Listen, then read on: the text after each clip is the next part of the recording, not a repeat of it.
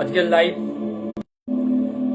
Live আমি শুরু করছি। আজকের লাইফের যে বিষয়বস্তুটা, সেই বিষয়বস্তুটা এতটাই মারাত্মক বা এতটাই গুরুত্বপূর্ণ, বিশেষ করে আমাদের কাছে, বাবা মায়েদের কাছে, যে সেইটাকে যদি আমরা ঠিকমতো হ্যান্ডেল করতে না পারি, তাহলে আগামী দিনে এই বাচ্চাদের উপর কি ধরনের প্রভাব পড়তে পারে সেটা খুবই আতঙ্কিত বিষয় হয়ে দাঁড়াবে আমাদের কাছে। আপনাদেরকে শুধু এটুকুনি বলবো যে কিছু কিছু মুহূর্তগুলো, যে ভালো মুহূর্তগুলো, সেগুলো তো আমরা শেয়ার করি অবশ্যই বাচ্চাদের সঙ্গে, কিন্তু খারাপ মুহূর্তগুলো আমাদের সেই শেয়ারের জায়গায় এসে যায়। এবং মাথায় রাখতে হবে সেই জায়গাটা যাতে ওরা অন্যরকম ভাবে এটাকে না ভাবে। বাবা মায়ের দ্বন্দ্ব, অর্থাৎ বাবা মায়ের মধ্যে দ্বন্দ্ব বলতে এখানে বাবা মায়ের ঝগড়ার কথাটা যেটা ব্যবহার করা হচ্ছে আর কি, ঝগড়াটা অবশ্যই, যে উপমা হিসাবে যদি আমি বলি যে বাসন ঘটি একসঙ্গে থাকলে ঝগড়া ঠোকাঠুকি তো লাগবেই, কিন্তু ঝগড়াটা এমন একটা লেভেল অব্দি চলে যায় মাঝে মাঝে, সেখানে হয়তো বাচ্চারা অনেক বেশি এফেক্টেড হয়। এই বাচ্চাদের এফেক্ট তাদের কোথায় কোথায় আঘাত করে যদি আপনারা বুঝতে পারেন, তাহলে হয়তো এই কাজটা থেকে আপনাদের সচেতনতা বাড়বে, না হলে এই কাজটা কন্টিনিউ হবে। সবচেয়ে বড় প্রভাব পড়ে ওদের মানসিক চাপ, ওদের মানসিক একটা চাপ তৈরি হয়, যেখানে ওরা উদ্বিগ্ন ভয় কাজ করে, যে মা বাবার মধ্যে ঝগড়া হচ্ছে, এবার আমি কি করব, এবং একটা ভয় তৈরি হয়ে যায় যে মা হয়তো এমন কোন জিনিসকে অ্যাটেম্প করবে না তো যেখানে মাকে হারাতে হবে, বা বাবা বাড়ি ছেড়ে চলে যাবে না তো যেখানে বাবাকে আর বাবা বলে রাখতে পারবো না, বা বাবাকে খুঁজেই পাবো না। এই ভয়টা ওদের মধ্যে ক্রিয়েট হয়ে যায় বাবা মায়ের ঝগড়ার মধ্যে। আচরণগত মধ্যে অনেক কিছু ব্যাপার থাকে, যেটা হচ্ছে প্রথমেই যেটা বলা যায় সেটা হচ্ছে অবাধ্য। বাচ্চাদের মধ্যে একটা অবাধ্যতা সৃষ্টি হয়। বলবেন যে যাদের বাবা মায়ের মধ্যে ঝগড়া হয় না তাদের ছেলেরাও তো অবাধ্য হয়, তার কারণটা আলাদা। বাবা মায়ের মধ্যে ঝগড়া হয়ে বাচ্চাদের মধ্যে অবাধ্যতা হওয়ার তার কারণটা সিমিলারিটি, অর্থাৎ তাকে শাসন করতে গেলে সে উল্টে ক্লেম করবে যে তোমরাও তো ঝগড়া করো, তোমরাও তো অবাধ্য। অর্থাৎ এই জায়গাটা অনেক বেশি সচেতনতার দিকটা অবলম্বন করতে হবে। এর সঙ্গে যে শিক্ষাগত অসুবিধা তো আছে, শিক্ষাগত অসুবিধার মধ্যে পড়াশোনার মধ্যে একটা ব্যালেন্স তৈরি হবে না, কারণ দুজনে বাবা মায়ের মধ্যে যদি ঝগড়া সৃষ্টি হয়, তাহলে কে দায়িত্বটা পালন করবে। এখানে দায়িত্বর ব্যাপারটা আসছে, যে দায়িত্বটা কার বেশি, বাবা না মায়ের। সেইখানের মধ্যে যে বাবা না মা, এই জায়গাটার মধ্যে অনেক বেশি একটা কোয়ারি এসে যাবে, যে কোয়ারিটা অনেক দূর অবধি এটাকে নিয়ে যাবে।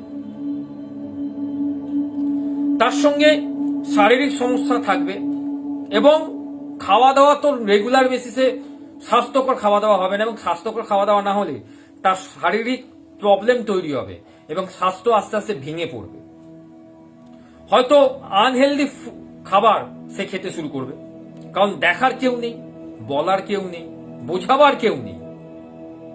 এবং তার সঙ্গে যে বন্ধুত্ব তা গড়ে উঠবে, ধরুন স্কুলে যেসব বন্ধুদের সঙ্গে তার বন্ধুত্ব গড়ে উঠবে, তাদের মধ্যে ঝগড়া তৈরি হবে। আমরা ম্যাক্সিমাম সময় স্কুলে দেখেছি, ম্যাক্সিমাম সময় অনেক বাচ্চাকে কমপ্লেন করে, স্যার জানেন তো ও আমার সঙ্গে বন্ধুত্ব করছে না, শুধু ঝগড়া করছে, শুধু ঝগড়া করে। তার পেছনে লজিক আছে। আমরা যদি লজিকটাকে ভালো করে দেখি তাহলে আমরা বুঝতে পারবো। লজিক হচ্ছে বাড়িতে তার আশেপাশে এই ঝগড়ার সার্কেলটা ক্রিয়েট হয়ে আছে, তাই জন্য ঝগড়াটা কি বা ঝগড়াটা কি ধরনের হতে পারে সেটা তার কাছে অনেক বেশি সে দেখছে, এবং সে অনেক বেশি অভিজ্ঞতা সম্পন্ন এই বিষয়ে। এই ঝগড়া ব্যাপারটা তার কাছে অনেক বেশি গ্রহণযোগ্য।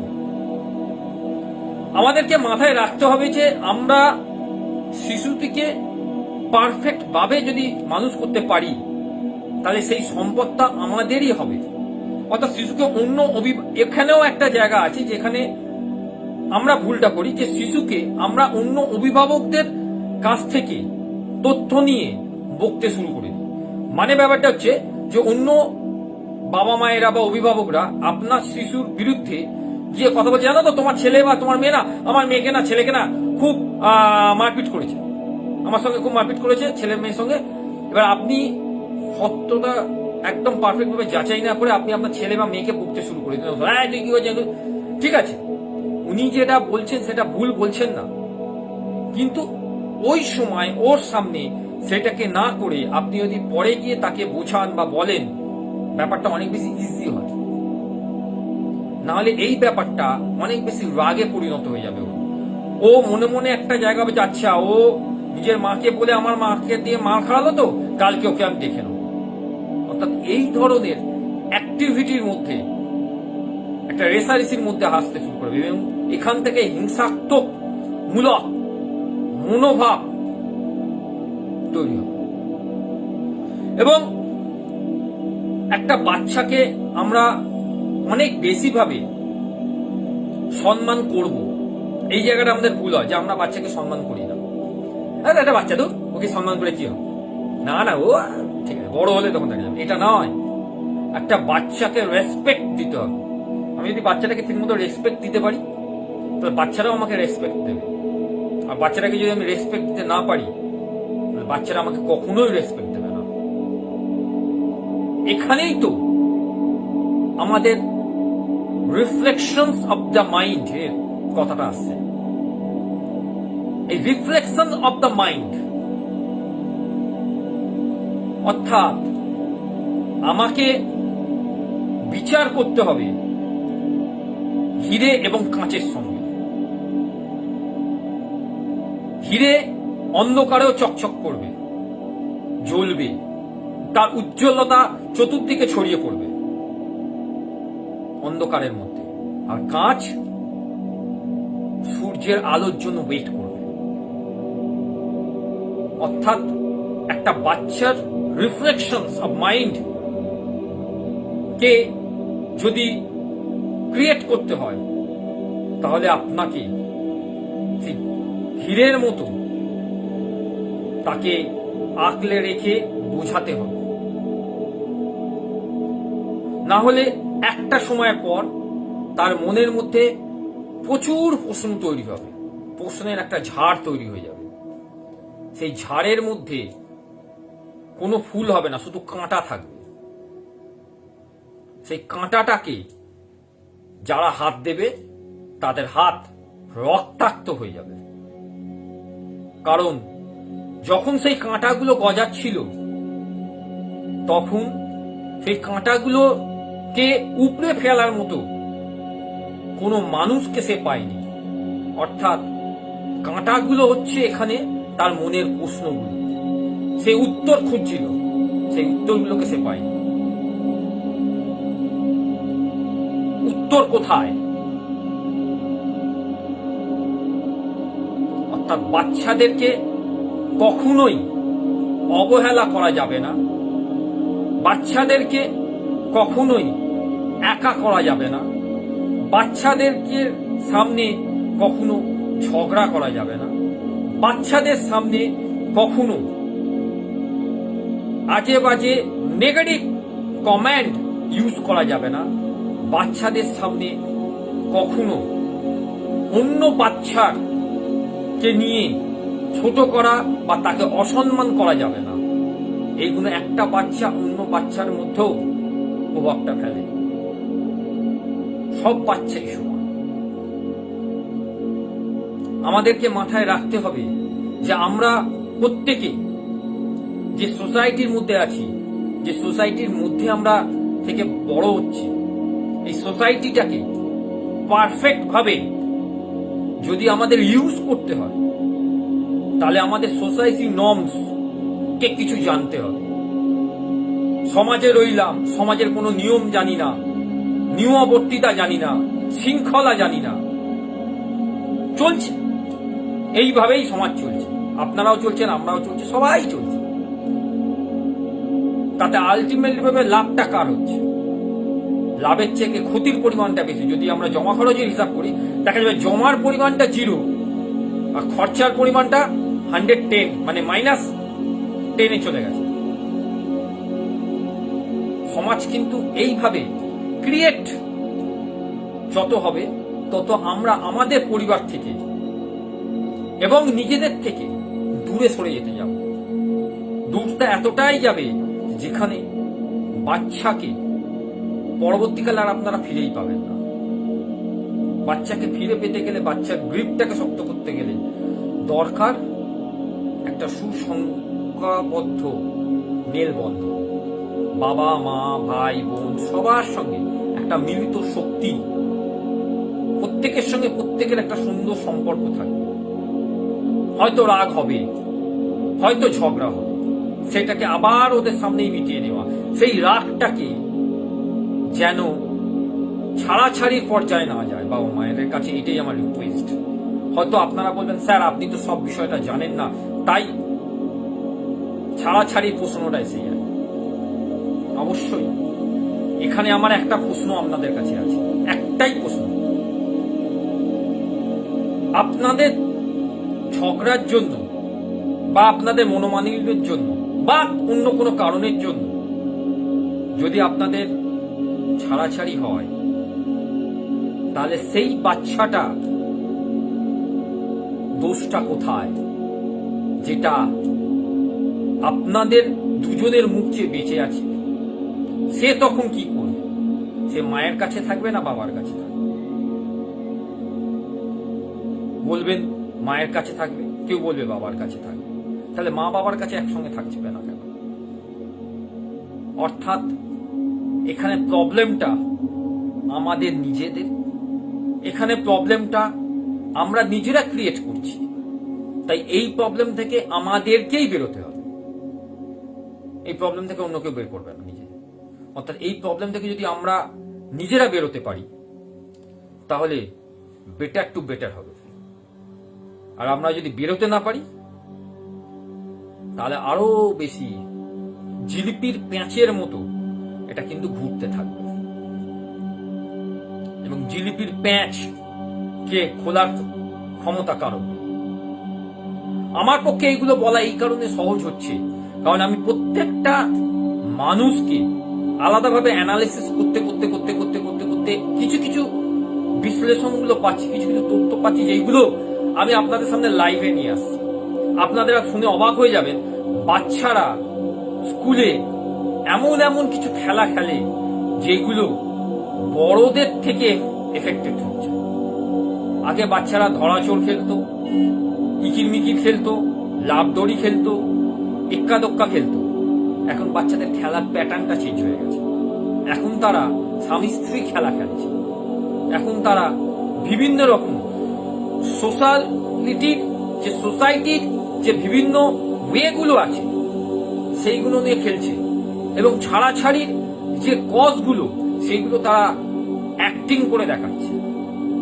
বুঝতে পারছেন ব্যাপারটা কোন জায়গায় যাচ্ছে? পরবর্তীকালে কোন এফেক্ট হতে চলেছে সেখানে। বলবেন আমার বাচ্চা তো করে না। অবশ্যই আপনার বাচ্চা করছে না, আপনি 100% কনফিডেন্স। আমার বাচ্চাও করে না 100% কনফিডেন্স। আমার বাচ্চাকে আমি পরিষ্কারভাবে কতগুলো জায়গা ক্লিন করে দিয়েছি। ভালো এবং মন্দের তফাৎ, এই ভালো আর মন্দের তফাৎটা আপনাদেরকে বোঝাতে হবে। আপনাকে ভালোটাকে শুধু বুঝিয়ে গেলেন, মন্দটাকে বোঝালেন না, সেটা যেমন খারাপ। আবার মন্দটাকে বুঝিয়ে গেলেন, ভালোটাকে বোঝালেন না, সেটাও খারাপ। ভালো মন্দের ব্যালেন্সটা বোঝাতে হবে। যদি কোনো বাচ্চা রাগ করে পড়াশোনা না করে তখন তাকে দুমদাম পিটিয়ে দেওয়াটা যেমন ভুলে, আবার কোনো সেই সময় রাগ করে সেই বাচ্চাটাকে পড়তে না বসাটাও ভুলে। তাহলে আমাদের করণীয় কি? সেই সময় আমাদের করণীয় হচ্ছে বাচ্চাটা যখন রাগ করছে সেই সময় 10 মিনিটের ব্রেক নিয়ে আমরা ব্রেকের পরে বাচ্চাটাকে বোঝাতে হবে যে তুমি যে রাগ করছো সেটা পারফেক্ট। তোমার কাছে পেন্সিল নেই, তোমার কাছে পেন নেই, তোমার কাছে খাতা নেই, বা এটসেট্রা কিছু একটা ঘটেছে, তুমি ঠিক। কিন্তু এটা পড়াশোনার উপরে কেন তার প্রভাব পড়ছে? তুমি পড়াশোনাটা পড়াশোনার মতো টাইমে করো। তুমি যদি এই সময় রাগ করো তাহলে পড়াশোনার যে টাইমিংটা সেটা কমে যাচ্ছে, তাহলে তোমার খেলার টাইম বা তোমার ওই সময় টাইমটা অনেক বেড়ে যাচ্ছে। তাই মাথায় রাখতে হবে আমাদেরকে যে আমরা যেন এই জায়গা থেকে ভুলটা না, যত বেশি ভুল তত বেশি এফেক্ট আমাদের। যতটুকু বোঝাতে পারলাম, যতটুকু সাম আপ করা যায় যে মা বাবার দ্বন্দ্বের, ঝগড়ার বা আদার্সের যে যে কারণগুলো বাচ্চাদের মনের উপর প্রভাব ফেলে, তাতে কি কি ক্ষতি হতে পারে বাচ্চাদের।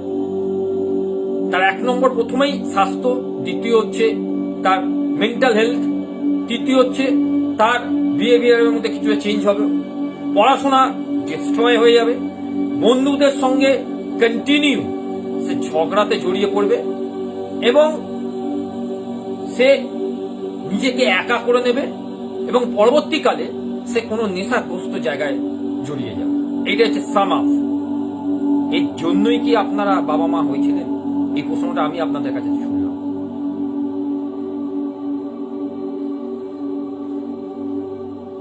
লাইফে আজকের যে আমি ব্যাপারটা করে থাকি, আই এম সরি সেই সকল কারণের জন্য, সেই সকল কারণগুলি আমার দ্বারা ক্রিয়েট হয়েছে।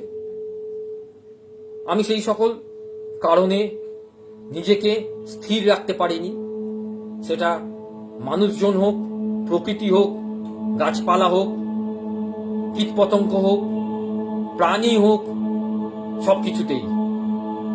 তার জন্য আমি ক্ষমা প্রার্থী। আমি দুঃখিত সেই সব কারণের জন্য যেখানে মানুষকে আমি কষ্ট দিয়েছি, উদ্ভিদকে কষ্ট দিয়েছি, প্রাণীকে কষ্ট দিয়েছি, ছোট ছোট কীট পতঙ্গগুলোকে কষ্ট দিয়েছি, যাদের মধ্যে প্রাণ আছে সেই সকল জিনিসকে আমি কষ্ট দিয়েছি। তার জন্য আমি দুঃখ প্রকাশ করছি। থ্যাংক ইউ ফর ইউনিভার্স, এই কারণে যে তুমি সকলের ভালো করছো, তুমি সকলের মধ্যে আছো। থ্যাংক ইউ ফর ইউনিভার্স, এই কারণে তুমি আমার পরিবারকে ভালো রেখেছো, আমার ছেলে মেয়ে, আমার পরিবার, আমার মা বাবা এবং আমার সঙ্গে থাকা সকল মানুষকে তুমি ভালো রেখেছো। থ্যাংক ইউ ফর ইউনিভার্স, এই কারণে তুমি আমার দেশবাসীকে ভালো রেখেছো, দেশকে ভালো রেখেছো। থ্যাংক ইউ ফর ইউনিভার্স, এই কারণে যারা আমার শিক্ষক শিক্ষিকা, যারা আমাকে শিক্ষা দিয়েছে এবং যাদের কাছ থেকে আমি শিক্ষা পেয়েছি, যারা এখনো জীবিত আছে বা যারা পরলোক গমন করেছে, তাদের সকলের কাছে আমি ধন্যবাদ জানাই আজকে আমি এই জায়গায় আসতে পেরেছি। থ্যাংক ইউ ফর ইউনিভার্স, এই কারণে যে তুমি আমার ফেসবুক লাইভের সকল বন্ধুদের ভালো রেখেছো। থ্যাংক ইউ ফর ইউনিভার্স, এই কারণে যারা আমাকে দেখছে, যারা সরাসরি আমার সঙ্গে যুক্ত, তাদেরকে প্রত্যেককে ভালো রেখেছো। প্রত্যেকের দুঃখ, কষ্ট, সুখ, প্রত্যেকটা জিনিসকে তুমি ব্যালেন্স করার মতো অবস্থায় নিয়ে এসেছো। থ্যাংক ইউ ফর ইউনিভার্স, এই কারণে যে তুমি প্রত্যেকটা মানুষের মধ্যে সেই সচেতনতার দিকগুলোকে আস্তে আস্তে খুলে দিচ্ছ, অর্থাৎ মনের ভেতরে যে বন্ধ দরজাগুলো আছে সেইগুলো আস্তে আস্তে খুলে দিচ্ছ, যেখানে সুন্দর হাওয়া বাতাস আসতে শুরু করেছে। তার জন্য অজস্র অজস্র ধন্যবাদ। এই জন্যই আই লাভ ইউ ইউনিভার্স, তোমাকে আমি ভীষণ ভালোবাসি ইউনিভার্স। কারণ তুমি আছো বলেই দিন রাত্রির যে সুন্দর ব্যালেন্সটা এখনো পর্যন্ত স্থির আছে। তুমি আছো বলেই পরিবেশের ভারসাম্যতা ঠিক আছে। তুমি আছো বলেই জলচক্র এবং প্রকৃতিতে থাকা যে নিয়মগুলো সেগুলো পারফেক্ট ভাবে হচ্ছে। তার জন্য আই লাভ ইউ ইউনিভার্স। অর্থাৎ প্রত্যেকটা জিনিসের, প্রত্যেকটা মানুষের একটা সময় আসে যেখানে মানুষ যদি নিজেকে ফ্রি করতে চায়, তাহলে এইভাবে মানুষকে ফ্রি করা যেতে পারে। যদি না চায়, না চাইবে, সেটা তাদের উপর ডিপেন্ড করে। সেখান থেকে তো নিজেকে বার করে আনা যায় না, সম্ভব না। তাই একটা কথা বলে আমি শেষ করব, বা আজকের লাইভ আমি শেষ করতে চাই যেভাবে, যাওয়ার আগে যেটা আমি বলে শেষ করছি সেটা হলো নিজেকে যদি আবিষ্কার করতে হয় না, নিজেকে যদি আবিষ্কার করতে হয়, তাহলে সত্যের সন্ধান চালিয়ে যেতে হবে। তাহলে সত্যের সন্ধান চালিয়ে যেতে হবে। বোকারা বলবে একে কুড়েমি, বা কুঁড়েরা বলবে একে বোকামো, আর আপনাদের মতো মানুষেরা বলবে বিজয়ী ভব। শুভরাত্রি, সকলে ভালো থাকুন। Thank you.